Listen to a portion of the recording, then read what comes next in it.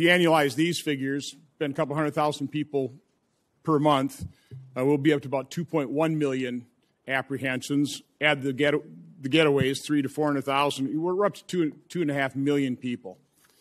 You have repeatedly stated that our borders are not open, that they're closed.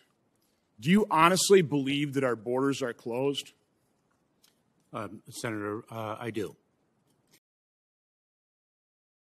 An estimated 2.5 million migrants are expected to make it into the country this year. 2.5 million.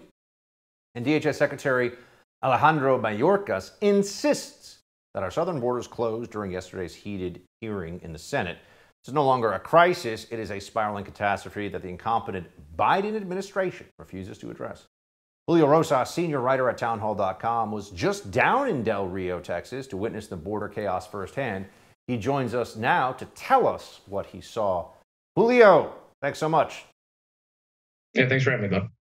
First, let's start with this. During this week's press conference, you asked Secretary Mayorkas of DHS if he would publicly admit the situation at the border was, in fact, a crisis. What was his answer? Well, so the reason why I asked him that is because right before the Afghanistan news cycle back in August, it was released in leaked audio that he privately admitted in a meeting with Border Patrol when he was visiting Brownsville that what was happening was a crisis. It was, quote, unsustainable, and that we were in danger of losing complete control of the southern border, which is a complete 180 from what he has been saying publicly, by saying it's just a challenge, by just saying that we have a plan and we're implementing it. And so that's why I asked him. He said, you said it privately. Will you say it publicly? And he didn't let me even finish the question, because all he said was that we are meeting the challenge and we are focused on the mission. And before he went on to the next reporter, so obviously he wasn't willing to admit what he does know, but what the rest of the country knows, that this is in fact a crisis. Here is Secretary Mayorkas today saying that they're executing the plan. Is the border more secure under your leadership than when you started? Congressman, the border is secure. We're executing our plan, and I've been very clear and unequivocal in that regard. Mr. Secretary, the question is the border more secure now under your leadership? Congressman, it is no less secure than it was previously. Interesting. It certainly seems less secure based on the numbers, based on the video footage, the photos. What are you seeing? You've been down there, Julio.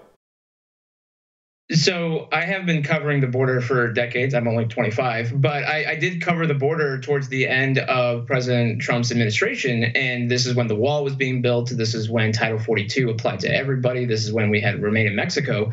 And there was certainly less activity happening along the border in terms of attempted crossings. But now, I mean, it's all the time. And even before this in Del Rio is a relatively small town compared to maybe like the Rio Grande Valley, but it did have its fair share of increased border crossings. And then obviously now it just completely overwhelmed, and it made the Rio Grande Valley seem like a cakewalk.